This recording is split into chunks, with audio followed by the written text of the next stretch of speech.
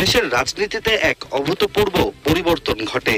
নতুন সরকার গঠনের পরপরই আওয়ামী লীগের কেন্দ্রীয় নেতাদের অনেকেই আত্মগোপনে চলে যান। তাদের মধ্যে সবচেয়ে আলোচিত মুখ ছিলেন দলের সাধারণ সম্পাদক ওবায়দুল কাদের। টানা 10 মাস তার অবস্থান বা প্রকাশ্যে কোনো উপস্থিতি না থাকায় রাজনৈতিক অঙ্গনে ছিল মিশ্র প্রতিক্রিয়া।